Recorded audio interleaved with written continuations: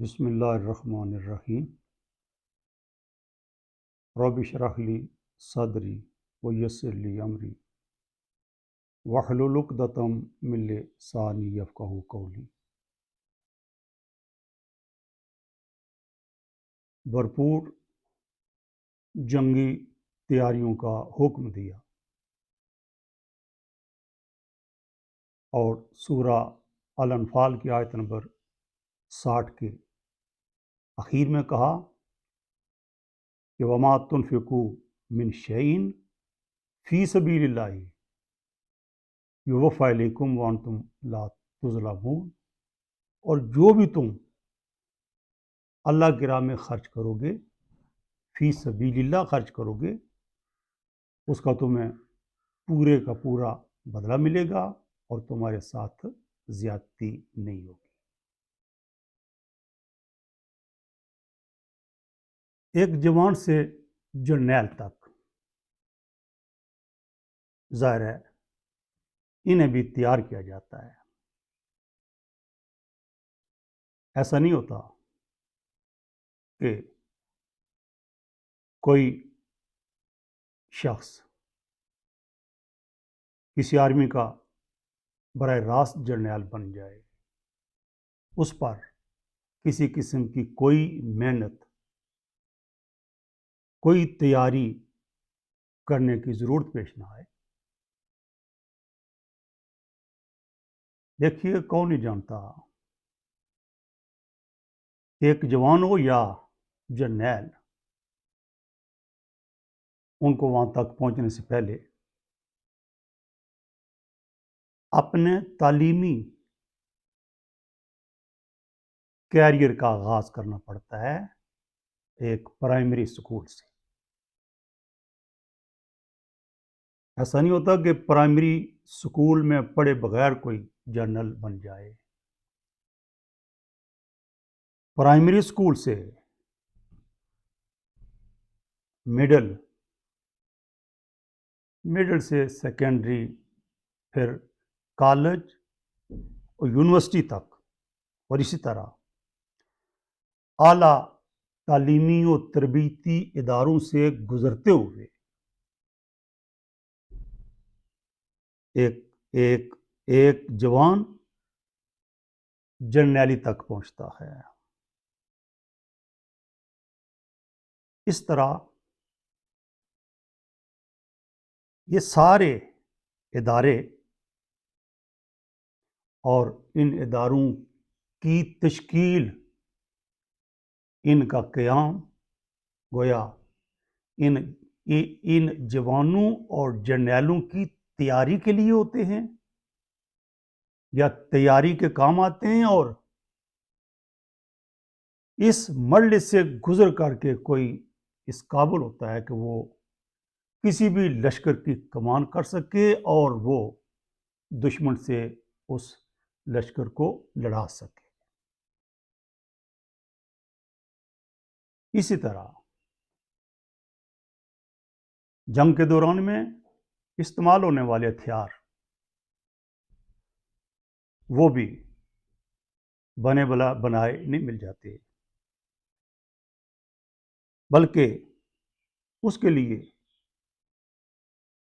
چھوٹے ہتھیاروں کی فیکٹریاں، عام فوجی ساز و سامان کی تیاری کے کارخانے، بختر بند گاڑیاں، ٹینک، ہیلی کاپٹر، جنگی جہازوں سے لے کر کے ایٹمی میزائلز اور ایٹمی ہتھیاروں کے بنانے کے کارخانے یا پلانٹس تک، ان سب کا قیام جنگی تیاری میں آتا ہے کہ ان کے بغیر جنگی ہتھیار نہیں بنتے، اور جنگی ہتھیار نہ بنے تو جنگیں نہیں لڑی جا سکتی۔ پھر ان اداروں میں کام کرنے والے چھوٹے کارکن سے لے کر کے بڑے سے بڑے کسی بھی ادارے کے سربراہ تک، ان سب کا ان اداروں کی تشکیل میں اور ان کی تکمیل میں اور ان سے ضرورت کی چیزیں پیدا کرنے میں ایک کردار ہوتا ہے۔ اس طرح ان کا کردار حصہ بقدر جثہ اس تیاری میں شامل ہوتا ہے۔ یہ ساری تیاریاں اسکول و کالج و یونیورسٹیز، تعلیمی و تربیتی اداروں کے قیام تک، اور پھر ہتھیاروں کے لیے فیکٹریاں، کارخانے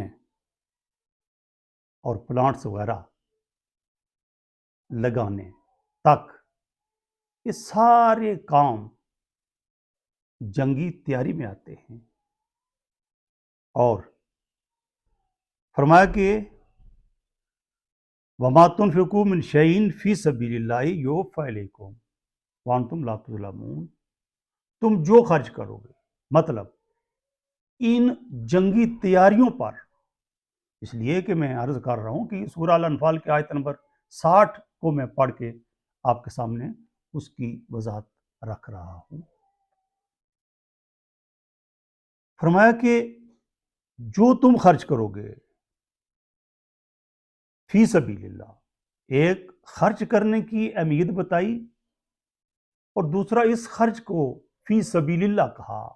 انفاق فی سبیل اللہ کہا، کہ ان تیاریوں پر جو تم خرچ کرو گے اس کا تمہیں پورا پورا بدلہ ملے گا اور تمہارے ساتھ زیادتی نہیں ہوگی۔ انفاق فی سبیل اللہ، ان جنگی تیاریوں پر اٹھنے والے اخراجات کو کہا گیا، اور سورہ البقرہ کی آیت نمبر 261 میں کہا کہ مثل الذین ينفقون اموالہم فی سبیل اللہ، یہاں بھی انفاق فی سبیل اللہ کا ذکر ہو رہا ہے، اللہ کی راہ میں خرچ کرنے کا ذکر ہو رہا ہے۔ فرمایا ان لوگوں کی مثال جو اپنے مالوں کو اللہ کی راہ میں فی سبیل اللہ خرچ کرتے ہیں یا انفاق فی سبیل اللہ کرتے ہیں، کمثل حبۃ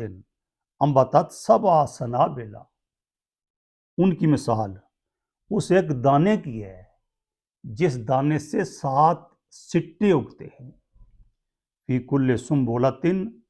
مئۃ حبہ، اور ہر سٹے میں پھر 100 دانے ہوتے ہیں۔ مطلب خرچ کرنے کی ترغیب دی جا رہی ہے، فضیلت بتائی جا رہی ہے کہ تم ان جنگی تیاریوں پر جو خرچ کرو گے وہ انفاق فی سبیل اللہ ہوگا، اور انفاق فی سبیل اللہ کی فضیلت بیان کرتے ہوئے فرمایا کہ اس کی مثال ایسی ہے جیسے کہ گویا تم 1 درم و دینار خرچ کرو گے تو تمہیں 700 درم و دینار خرچ کرنے کا ثواب و صلہ ملے گا۔ فرمایا واللہ، آگے فرمایا واللہ یضاعف لمن یشاء، یہی نہیں بلکہ اللہ جس کے لیے چاہتا ہے اس میں بھی اضافہ کر دیتا ہے۔ واللہ واسع علیم، اللہ کے پاس بڑے خزانے ہیں اور اس کو علم بھی ہے۔ ظاہر ہے کہ انفاق فی سبیل اللہ کی ترغیب دی جا رہی ہے کہ جنگی تیاریوں پر اٹھنے والے تمہارے اخراجات یہ انفاق فی سبیل اللہ ہیں، اور انفاق فی سبیل اللہ کی یہ فضیلت ہے، لہٰذا یہ ماننا پڑے گا کہ ہر طرح کی جنگی تیاریوں پر اٹھنے والے اخراجات، خواہ ایک پرائمری سکول کی تعمیر ہو، مڈل، ہائی، انٹر، یونیورسٹی، دیگر تعلیمی و تربیتی اداروں کا قیام ہو، اسی طرح جنگی ہتھیاروں کے لیے فیکٹریاں، کارخانے اور ایٹمی پلانٹس تک کی تیاری ہو، ان سب پر اخراجات اٹھتے ہیں، اور ان اخراجات کو اللہ کی ذات انفاق فی سبیل اللہ کہہ رہی ہے، اور اس کی فضیلت بیان کر رہی ہے۔ اس طرح ثابت ہوا کہ سکولوں کا جال بچھانا، سکولوں، کالجوں، یونیورسٹیوں، تعلیمی اور تربیتی اداروں کا جال بچھانا، یہ جنگی ضرورت ہے۔ اور اسی طرح فیکٹریوں، کارخانوں اور پلانٹس کا قیام وجود میں لانا، یہ جنگی ضرورت ہے۔ اور ان میں کام کرنے والے گویا جنگی ضرورت کو پورا کرنے کے لیے اپنا وقت دے رہے ہوتے ہیں۔ ایسے میں یہ سارے لوگ اس جنگی تیاری کا حصہ ہیں، اور یہ ساری چیزیں جن کا میں ذکر کر رہا ہوں، تعلیمی درسگاہوں سے لے کر کے اسلحہ و ہتھیاروں کے کارخانوں تک، ان سب کی تیاری جنگی تیاری میں آتی ہے۔ اور اس طرح یہ سارا دینداری ہے، دنیا داری نہیں ہے، اس لیے کہ اللہ جنگی تیاری کا حکم دے رہے ہیں، اور جنگی تیاری میں یہ سب کچھ آتا ہے، لہٰذا یہ سارا کچھ دنیا داری نہیں بلکہ دینداری ہے۔ والسلام۔